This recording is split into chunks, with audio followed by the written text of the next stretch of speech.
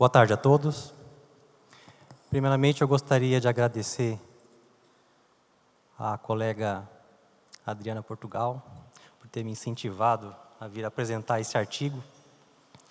E também gostaria de agradecer ao controlador Marcelo Aranha, da Controladoria de Obras e Patrimônio Público do Tribunal de Contas do Estado do Pará, bem como a nossa secretária de Controle Externo, Ana Paula Maciel, e a presidente do Tribunal de Contas, conselheira Rosa Egídia, por terem entendido a importância desse tema para a fiscalização e auditoria das obras públicas e por terem me oportunizado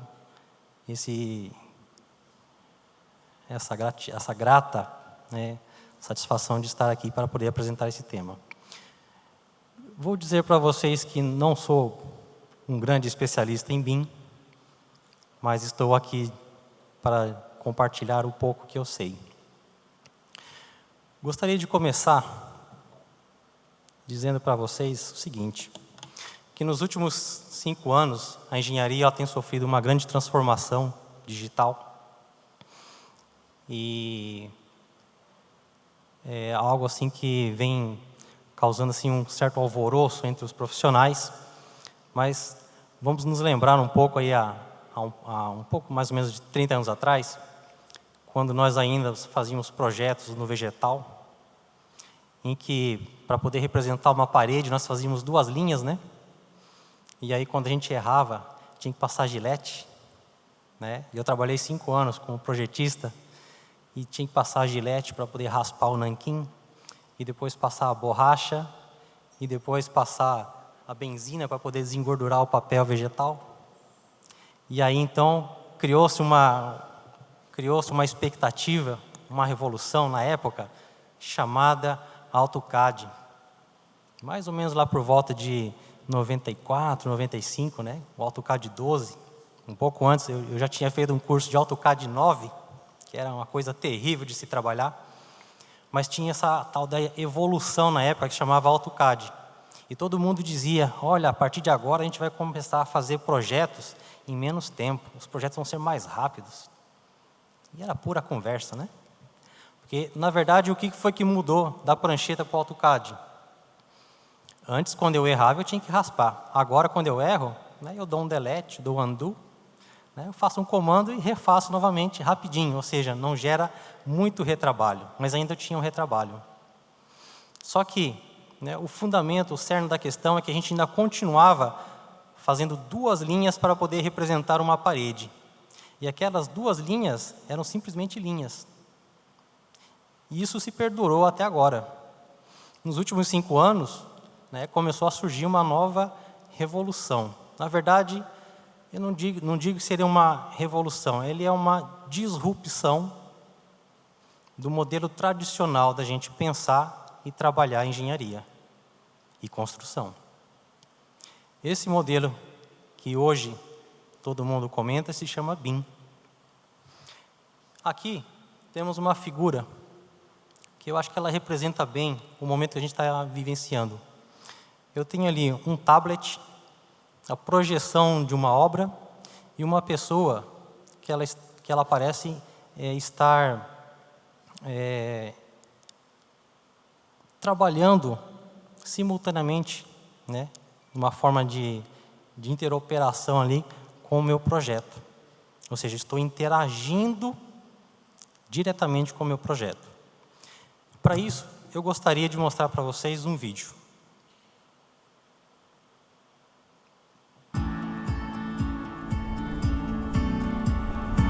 Knox Innovations is a BIM modeling service. We construct a building in a computer before it gets actually physically built to save time and money. Visual Law has been the first in the market, the most advanced augmented reality software for design, engineering, construction, allowing them to push the CAD and BIM model files to Microsoft HoloLens, iOS or Android devices. The HoloLens and Visual Live has helped bridge the gap between design and construction. People are shocked because you're able to see the content that you created right there in real time in the space that it's going to be installed. We use HoloLens and Visual Live to maintain a 100% constructible model that will be pushed to fabrication. During fabrication, we overlay the model to ensure that there's no deviations. Microsoft data center projects get very complex when it comes to electrical, mechanical, and piping. Highly technical projects like data centers have a quality assurance requirement. Using Visual Live and the HoloLens, we can ensure that the model and physical construction line up perfectly. We introduced Azure Spatial Anchors to make locking down the alignment faster and more efficient in the field. Azure Spatial Anchors allow you to adjust the model once, anchor it down, and continue using the model without it moving. Next time they go to the job site, even if they go with different HoloLens device, even if they go with iOS and Android, they don't need to do any model alignment because it's already aligned and locked down using Azure to share between devices. While using HoloLens and Visual Live, we've seen a 21% increase in productivity from daily goals, a 14% reduction in fabrication errors making it to the field, and an 84% increase in change order approvals. Construction, rework is expensive. With the HoloLens and Visual Live, we're able to avoid rework because you're able to go out there on site, verify the model, and then during installation, we can catch up front that something isn't going to work. They don't need to do things twice. They can validate their design before spending any money in construction.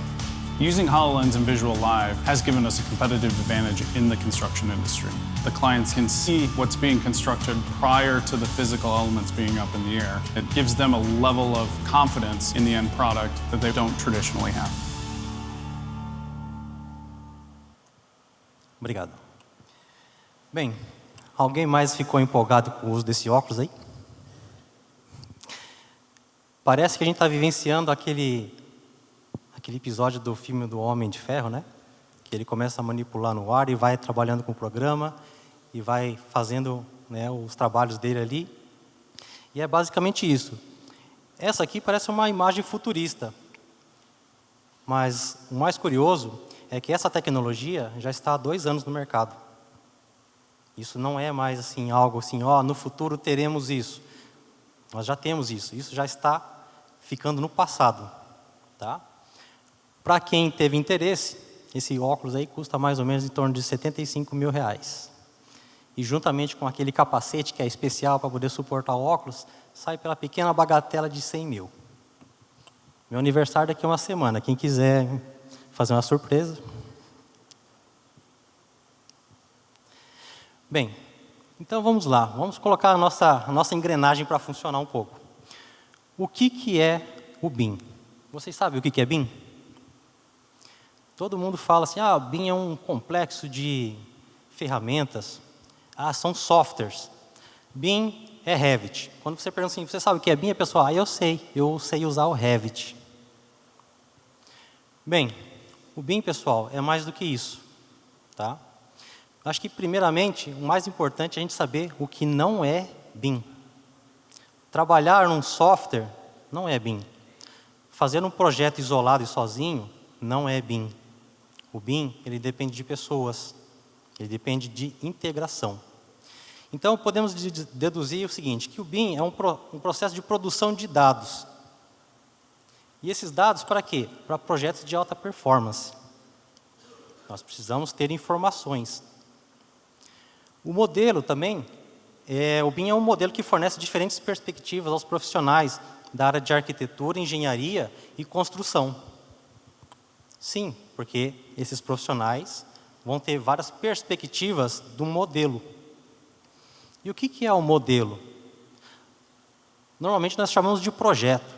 Eu tenho um projeto de arquitetura, um projeto estrutural, tenho projetos complementares, mas quando nós reunimos todos eles em uma única plataforma, ou seja, quando fazemos a compatibilização, nós chamamos isso de modelo. E por que ele chama modelo? Porque o BIM é a modelagem da informação da construção. Então, nós estamos modelando, nós vamos inserir informações nesse modelo. Então, o BIM também é um modelo que promove a gestão mais eficiente, com certeza. Eu vou centralizar todas as informações que eu tenho no meu modelo. Todos vão trabalhar em cima desse modelo. O campo de informação, de dados, está todo centralizado. Então, o BIM, ele é processos, métodos, softwares, tecnologias para melhorar a comunicação e a cooperação. Os 3 pilares que formam a metodologia BIM são processos, pessoas e tecnologia. Primeiro, nós precisamos de pessoas. E são pessoas, não é assim, a pessoa precisa estar capacitada. Primeiro, a pessoa precisa querer fazer. Quando a gente fala de uma inovação, uma evolução da forma de pensar, de se projetar em engenharia, muitas pessoas ficam com medo. Todo mundo tem medo do que é novo. Então, tem pessoas que não têm perfil para estar trabalhando com o BIM. Porque as pessoas são inseguras. Elas não querem essa evolução. O BIM, ele também precisa de softwares. E aí entra agora o Revit, o Aka, o Bentley e diversos outros, AutoQI. Daí vai entrar os diversos tipos de softwares. Para cada fase do projeto, para cada evolução, para cada etapa, eu tenho um software que mais se adequa ao meu uso. E nós também precisamos de processos. E que processos são esses? Bem, nós vamos gerar informação. Essas informações, elas precisam ter uma segurança. E uma segurança jurídica também. Ou seja, o BIM, ele vai trazer também um aspecto jurídico. Não é somente para engenheiros e arquitetos. Nós também temos que ter pessoal da área jurídica, que também conheça da engenharia, para poder fomentar a parte legal que nós vamos precisar ao longo dos processos do BIM, que são as documentações BIM.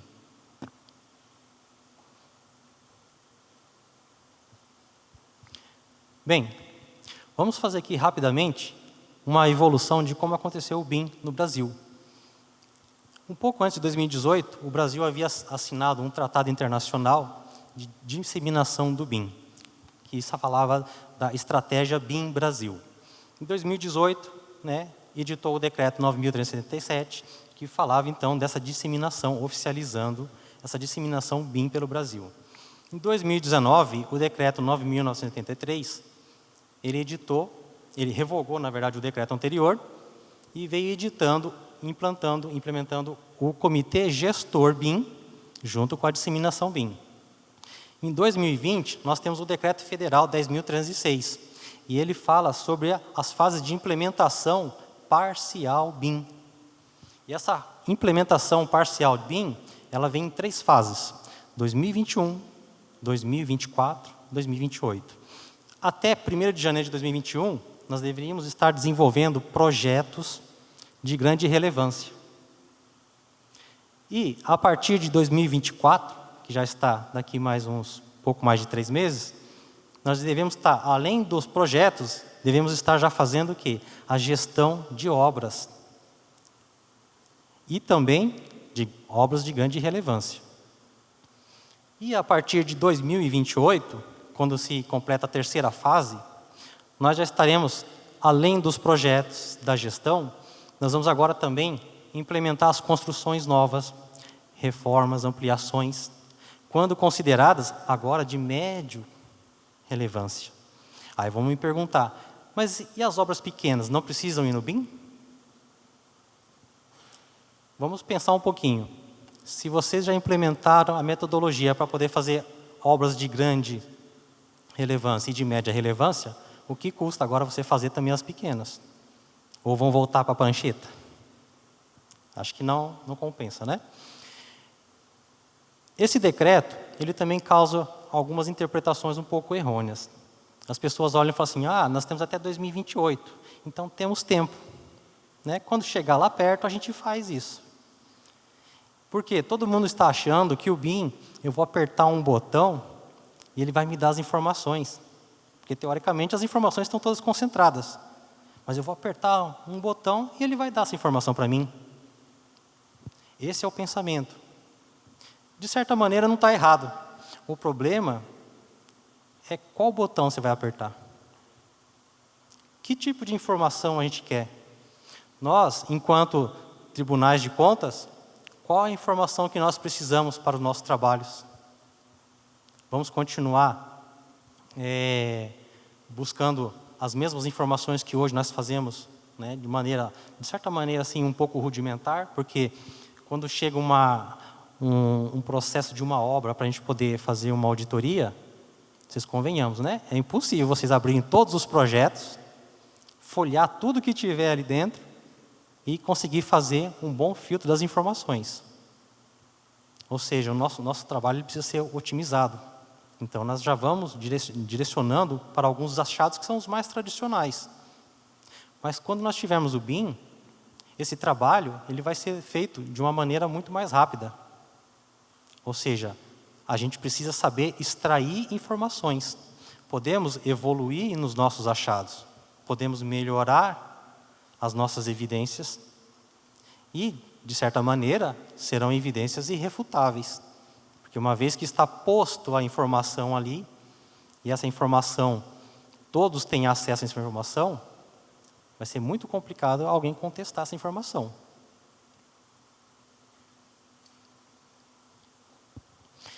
Bem, então, de que forma que a metodologia BIM alcança as atividades do Tribunal de Contas? Eu trouxe aqui alguns estados que já fizeram os seus decretos estaduais, instituindo a estratégia BIM.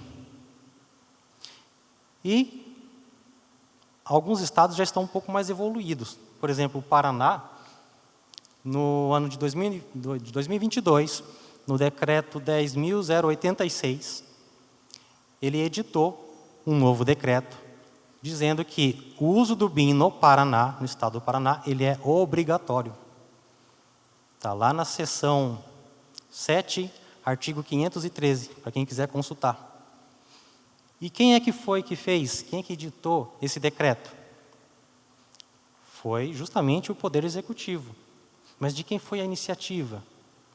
Foi do professor Hamilton Bonato, né, conhecido nosso, que também é engenheiro, mas que atua hoje na área jurídica, porque é o Procurador-Geral do Estado. Então, ele, da parte jurídica, ele prestou esse auxílio para a parte técnica, para poder viabilizar com que se concretize a implementação do BIM. E uma vez que isso está posto por decreto estadual, os tribunais de contas terão que fazer uma fiscalização com base no decreto. Ou seja, o tribunal terá que passar a cobrar e exigir dos seus jurisdicionados que apresentem a documentação em BIM. Porque dentro do arcabouço jurídico referente a BIM, nós temos uma série de restrições. Inclusive a questão de repasse de recursos de convênio. Quando houver recursos de convênio tanto do governo federal quanto estadual, é obrigatoriamente o uso de projetos, de desenvolver esses projetos em BIM. Caso contrário, esse repasse não pode ser feito. Está lá na lei 10.306, do decreto federal, e na própria lei, na nova lei de licitações, ela também comenta sobre a questão dessa preferencialidade do BIM, que na verdade não é preferencialidade, né, não existe essa discricionariedade, e quando você não utilizar o BIM, tu tem que justificar. Hoje as prefeituras justificam o seguinte: eu não tenho recurso, eu não tenho pessoal, eu não tenho software, eu não tenho condições. Tudo bem, realmente, como eu falei, é uma disrupção com o modelo tradicional de se projetar, de se planejar engenharia. Por enquanto, é cabível, né? É até entendível que os tribunais aceitem que realmente não tem condições. Mas isso, ano que vem e no próximo ano, vai ficar sempre a mesma desculpa? Então, assim, é preciso fazer algo. Os tribunais irão cobrar, mesmo sabendo que talvez a prefeitura não tenha condições, ou os jurisdicionados não tenham condições, o tribunal terá que cobrar, porque está posto na lei.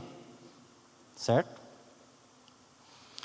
Bem, então qual é o objetivo aqui desse artigo? É demonstrar como que a implementação do BIM ela pode nos auxiliar na fiscalização das obras. E como é que a gente montou essa metodologia? Nessa metodologia nós fizemos uma pesquisa bibliográfica, de dissertações, de colegas também, auditores de controle externo, que já fizeram trabalhos precursores nessa área do BIM, e dos relatórios de consolidação dos trabalhos de fiscalização de obras públicas do TCU, que é um relatório bastante interessante, em que o TCU pega todas as obras que foram auditadas ao longo do ano e faz diversas estatísticas, diversas informações a respeito dessas obras. E um dos quadros, ele fala quais são os achados recorrentes. Então, nós vamos trabalhar esses achados recorrentes. E quais são esses achados? O primeiro é o sobrepreço ou superfaturamento. Depois, nós temos o projeto básico, que ele ou executivo, deficiente ou desatualizado. Depois, a questão da fiscalização de obra ineficiente ou omissa. E também atrasos injustificáveis nas obras e serviços. Depois, também temos o orçamento de edital incompleto ou inadequado. E ainda, a baixa qualidade de execução do serviço. Esse levantamento foi feito do ano de 2011 a 2014. Num período em que você trabalhava ainda na engenharia, no modelo tradicional. 2015 começou a surgir alguma coisa em BIM. Mas assim, como todo bom curioso, eu fui dar uma olhada nos relatórios até 2020. E basicamente continuam esses mesmos achados. A diferença é que eles ficam brigando ali para ver quem é que fica na liderança.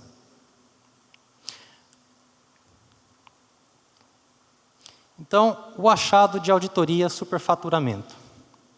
Bem, como é que a gente mensura a questão do superfaturamento? É uma medição de quantidades superiores às efetivamente executadas. Esse foi um achado que o TCU relatou. E como é que eu consigo resolver isso com o BIM? Olha, uma vez que eu tenho o meu modelo todo já feito e entregue, eu tenho extração automática de quantitativos. E se eu precisar fazer uma alteração no meu projeto? Nós temos um sistema, quer dizer, um sistema não, na verdade é mais uma propriedade do modelo, chamado parametrização. E o que vem a ser essa parametrização? Imagine que eu precise alterar a janela, ou uma porta, ou um pilar, ou uma tubulação, uma eletrocalha. E no momento em que eu fizer isso, todos os demais projetos, automaticamente, eles se ajustam. E se tiver algum tipo de conflito de compatibilização, automaticamente o programa me dá um relatório, que é o que nós chamamos de relatório de clash. E se eu mudar a quantidade? Ao invés de uma janela, eu quero colocar 2 janelas.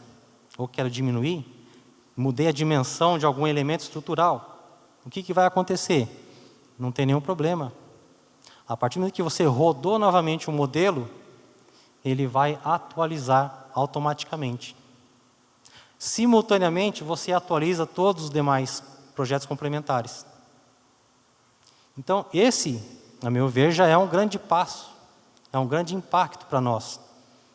Porque hoje, quando você tem um projeto, imagine uma obra de um aeroporto. Eu trabalhei na obra do aeroporto de Florianópolis. Nós tínhamos mais de 5.000 pranchas físicas na obra. E, eventualmente, em um momento ou outro, sempre tinha uma prancha que estava obsoleta.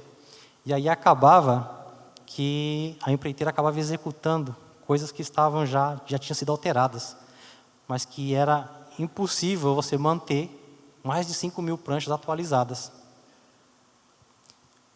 Com o BIM já não teríamos isso, teríamos a questão da parametrização, que foi o que aconteceu quando essa obra foi interrompida. E depois, quando ela retornou em 2018, para poder finalizar, o projeto havia sido feito, quem ganhou a concessão, havia feito o projeto todo em BIM. E essa obra começou em 2018 e ela terminou em 2019, dentro do prazo, sem aditivo. Bem, nós também temos a questão dos preços manifestamente superiores aos praticados no mercado. Isso realmente não vai ter relação com o BIM. Nós temos ainda a quebra do equilíbrio econômico-financeiro em desfavor da administração. Infelizmente, isso também o BIM não vai poder nos ajudar. Mas nós temos alterações de cláusulas contratuais, jogos de planilha, e aí nós temos uma outra propriedade chamada rastreabilidade. O modelo ele fica centralizado num local chamado... esqueci o nome agora. Falhou o nome. Ele vai ficar numa espécie de uma nuvem, tá? E Quem tiver acesso a essa nuvem tem que fazer um login. Então, eu sei quem entrou, o que mexeu, onde mexeu, o que era e o que é agora. Então, fica a questão da rastreabilidade. Isso é uma importante ferramenta para a prevenção do desvio de conduta. Nós temos também ainda, já no achado de projeto básico ineficiente, como eu comentei, do processo tradicional de se fazer a elaboração de projeto. Hoje nós temos a celeridade e a redução do retrabalho. O método imperfeito para projetos contemporâneos complexos, ou seja, hoje realmente não cabe mais a gente conseguir fazer um projeto de alta complexidade com aquela engenharia tradicional. Não tem mais espaço para isso. Os desenhos normalmente são em 2D, quando muito em 3D, se for necessário para algum detalhe. E a compatibilização, no caso do BIM, ela é constante. Os projetos ficam mais assertivos. A questão do projeto obsoleto. Como eu comentei com vocês, nós temos lá um espaço chamado ambiente comum de dados. Nesse espaço, nós vamos colocar, é possível inserir todas as informações. Quer inserir informação de nota fiscal da compra do concreto? Você pode colocar. Quer colocar o FCK, o traço, o tipo do cimento, a quantidade? Você pode colocar. Resultado de laboratório, você insere todas as informações dentro do modelo. A fiscalização de obra ineficiente. Esse é um outro achado do TCU. Bem, quanto ao planejamento, falta providências necessárias ao cumprimento do contrato. Ou seja, as providências, o planejamento era deficiente e faltava-se uma tomada de atitude mais enérgica. Falha de aprovação nos serviços executados e o ateste das medições. Bem, o BIM pode nos proporcionar aí uma melhoria no planejamento e o controle da fiscalização. Extrapolação de prazos e aditivos. Como eu comentei, nós podemos registrar todos os tipos de documentos dentro do modelo BIM. A ausência de controle rigoroso sobre eventuais ajustes no cronograma.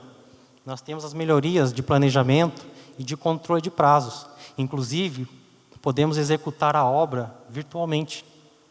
Antes mesmo de partir para o início da obra, é feita a execução, simulações, para poder verificar se está tudo ok, se atende o prazo. Atrasos injustificáveis em obras e serviços. Normalmente é o quê? É derivado da deficiência no gerenciamento de projetos e limitações que se refere à identificação de conflitos espaciais. É óbvio, num projeto muito complexo, ninguém vai conseguir fazer uma compatibilização de cabeça. Antigamente, isso era feito, quando chegava na obra, tinha que se fazer reunião, chamando o arquiteto, o engenheiro, o eletricista, o engenheiro sanitarista, para poder fazer essa compatibilização na hora. Perda de tempo, mão de obra parada, perda de material. Por que isso? Porque cada obra possui as suas peculiaridades. E só para frisar, chuva não é justificativa para a paralisação de obra. Tá? Isso deve estar dentro do planejamento. Principalmente quando a empresa já conhece a região, tem que levar isso em consideração. A falta de planejamento é a antecipação das diversas interferências da logística para executar. Ou seja, essa falta de planejamento, o BIM vai estar sempre podendo dar o subsídio para a tomada de decisão, para que a gente possa fazer uma visualização do caminho crítico, que é a execução virtual. Eu posso fazer, então, a melhoria do planejamento, redução de atrasos, entregas e melhorias. O orçamento do edital está incompleto e inadequado. É um outro achado pela falta de atenção, muitas vezes, do orçamentista. Às vezes, a pessoa está cansada, esqueceu, errou. E no BIM, pela propriedade da parametrização, isso já é praticamente eliminado. A gente não tem essa dificuldade. Falha na extração de quantitativos. Novamente, nós temos lá uma extração automatizada de quantitativos. O uso incorreto das composições dos custos unitários, ciclo SINAP. Nós temos softwares para orçamentação, que, diga-se de passagem, a cada 3, 4 meses está saindo sempre uma nova versão, corrigindo falhas anteriores. E nas versões mais recentes aí de um determinado software de orçamentação, nós podemos, por exemplo, inserir regras das normas da BNT. Por exemplo, vamos pegar a norma de acessibilidade. Podemos pegar as regras, né, todas as especificações que estão dentro da norma de acessibilidade, inserir no software, para que quando rodar o modelo, que ele possa fazer a verificação se o modelo está atendendo a todos os critérios da norma. Dificuldades, então, de obter respostas e mudanças durante o ciclo, que são as fases cruciais. Novamente, parametrização. Precisou fazer uma alteração, a parametrização muda automaticamente todo o modelo. E rapidamente você pode verificar se aquela solução vai ser melhor ou pior. Baixa qualidade na execução dos serviços. Essa, infelizmente, depende da fiscalização. Como tinha comentado, o BIM não vai resolver tudo para nós. Vai facilitar muito o nosso trabalho, vai agilizar muito a extração de informações. Mas tem certas coisas que realmente não vai ter como. Por exemplo, solicitar substituição de material, de equipamentos, de funcionários, paralisar a obra, solicitar refazimento de serviços que não estão conforme. Isso eu não consigo fazer com o BIM. Mas toda a solicitação que eu fizer desse tipo de serviço, eu posso inserir dentro do BIM. Vai ficar registrado no modelo.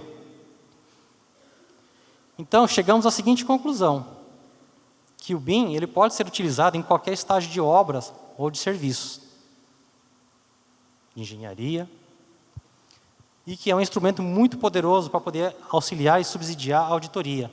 Ou seja, vai melhorar a performance da auditoria. Mas nós, enquanto auditores, precisamos também começar a fazer os seguintes questionamentos. Que tipo de informação nós precisamos? Quantos aqui já fizeram um curso de Revit? Poucas pessoas. Vocês já perceberam que, quando você abre o Revit, do lado direito, existe um menu suspenso, em que você coloca todas as informações do modelo. Ou seja, você está projetando e você vai colocando informações. Há um campo nessas informações que ela é programável, como se você estivesse fazendo uma programação em Excel. E, se ela está sendo programável, eu posso programar o que eu quiser. Então, eu posso falar que, de repente, a área de determinado objeto, ao invés de ser base vezes altura, eu posso falar que ele é 1,1 vezes a base vezes a altura. Não posso? O software vai falar que está errado? Não, ele vai aceitar, porque é uma programação. E depois, uma vez que você fecha isso, como é que você vai saber? Então, a gente não pode confiar cegamente nas informações que o software vai nos fornecer. Para isso, nós precisamos aprender a mexer na ferramenta. E para poder mexer nessa ferramenta, nós vamos precisar de tempo.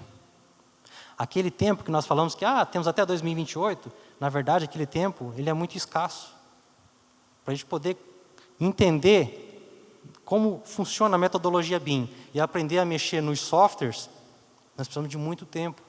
Como eu disse para vocês, o Paraná é um estado que está bem avançado na implementação da metodologia BIM. Ele já está mais ou menos em torno de uns 7, 8 anos na estrada. E ainda hoje eles têm dificuldade com uma série de situações. É um estado que tem investido bastante, está muito bem estruturado, com recursos, com pessoal, e ainda assim eles têm dificuldades com algumas situações para poder extrair todas as informações que o BIM pode fornecer. Agora imagine os tribunais de contas que estão esperando chegar ao primeiro projeto em BIM para daí começar a verificar o que nós vamos fazer, como é que nós vamos abrir esse projeto, quem é que sabe mexer nisso, que tipo de informação nós vamos requerer. Bem, por que eu estou comentando isso? Porque o uso dessa metodologia ele vai dar mais transparência perante a sociedade. São obras que vão exigir um pouco mais de planejamento, mas que elas vão ser cumpridas no prazo. Elas não vão ter mais aditivos, ou vão ser muito minimizados. E isso vai trazer o quê? Uma melhoria na qualidade do produto final. E por que isso é importante? Porque na nova lei de licitações, ela fala sobre o quê? Ciclo de vida do ativo. E que ativo é esse? Ué, a obra que você está construindo. A hora que ela for entregue, ela passa para o ativo imobilizado.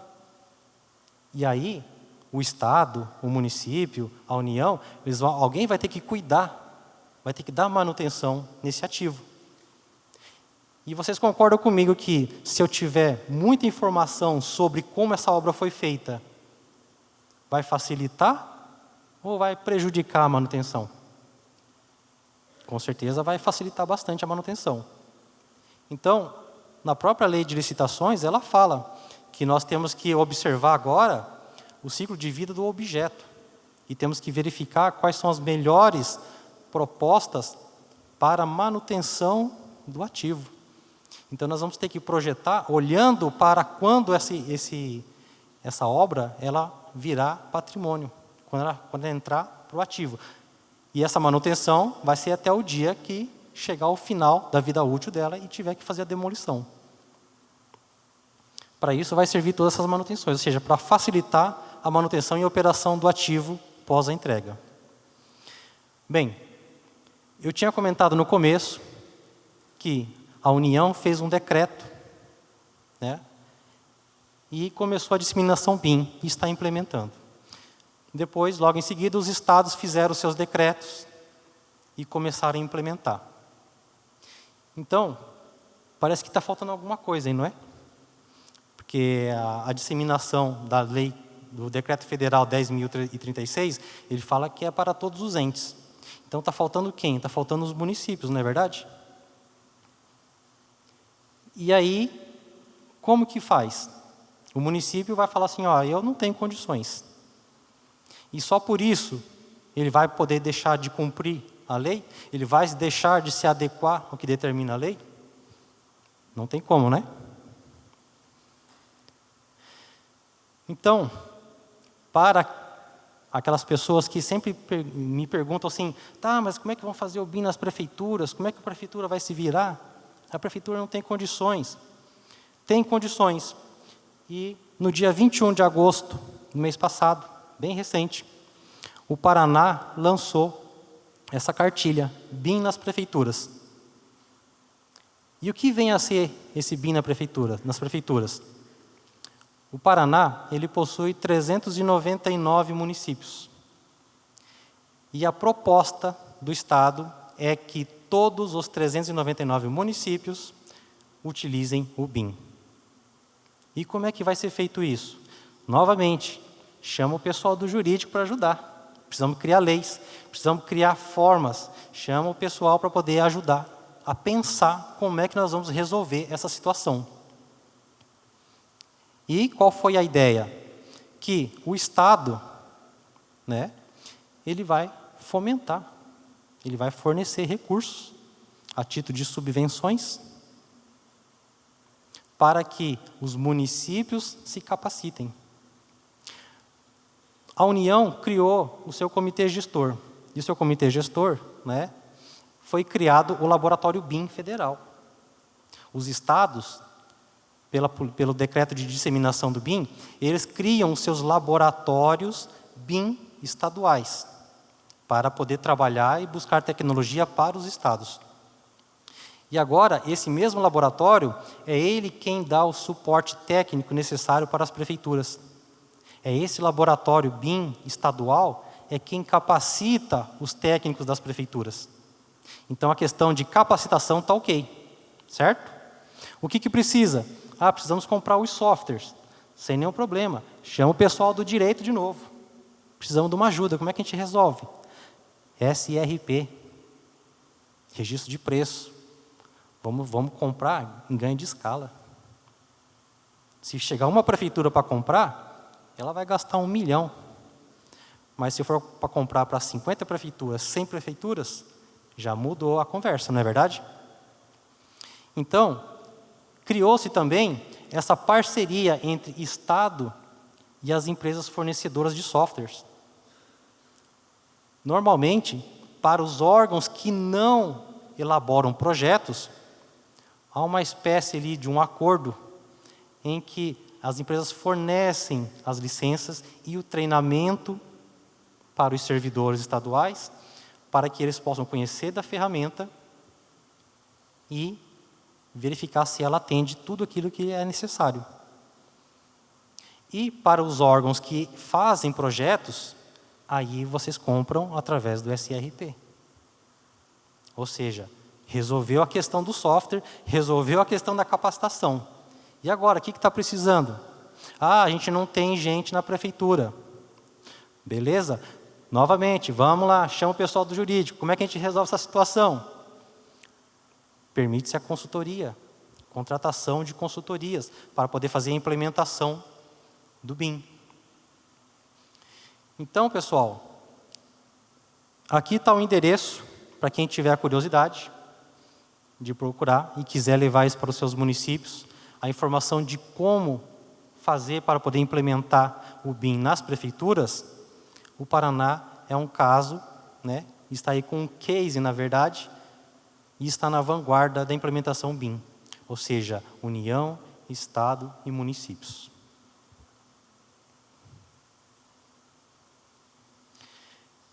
Eu finalizo aqui e agradeço a oportunidade e fico à disposição caso tenha alguma dúvida. Muito obrigado.